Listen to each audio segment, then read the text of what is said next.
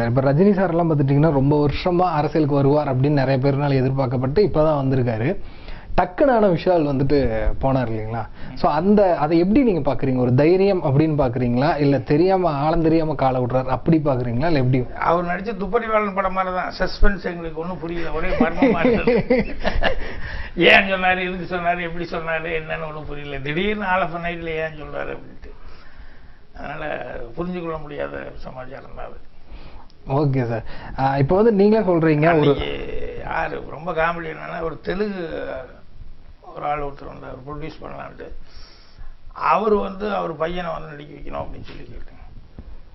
சரிங்க தெலுங்கு, சரி நீங்க தெலுங்கு உங்க பையன் நடிக்க வைக்கணும்னு நினைக்கிறேன், என்னங்க தெலுங்கு படம் எடுத்து அதில் இன்ட்ரடியூஸ் பண்ணலாம்னா தமிழில் தான் இன்ட்ரடியூஸ் ஆகணும். ஏன்னா தமிழில் தான் வந்து சிஎம் ஆகிறதுக்கான வாய்ப்பு இருக்குது, நான் எங்கே போய் முட்டிக்கிறது இப்படியே சொல்றாரு. ஐயோ, அப்போ நம்ம இண்டஸ்ட்ரியினுடைய சூழ்நிலை வெளியே எல்லாத்துக்கும் முன்னால எவ்வளவு தூரம் தமிழில் தான் இன்ட்ரடியூஸ் ஆகணும். ஏன்னா தமிழில் தான் வந்து சிஎம் ஆகிறதுக்கான வாய்ப்பு இருக்குது, நான் எங்கே போய் என்னங்க தெலுங்கு படம் எடுத்து அதில் இன்ட்ரடியூஸ் பண்ணலாம்னா தமிழில் தான் இன்ட்ரடியூஸ் ஆகணும். ஏன்னா தமிழில் தான் வந்து சிஎம் ஆகிறதுக்கான வாய்ப்பு இருக்குது, நான் எங்கே போய் முட்டிக்கிறது இப்படியே சொல்றாரு. ஐயோ, அப்போ நம்ம இண்டஸ்ட்ரியினுடைய சூழ்நிலை வெளியே எல்லாத்துக்கும் முன்னால எவ்வளவு தூரம் ஒரு நகைச்சுவையா இருக்குது அப்படிங்கிற மாதிரி.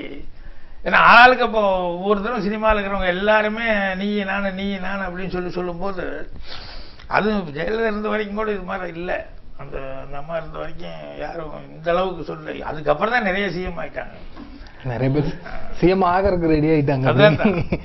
ஓகே சார், நன்றி. கலாட்டா.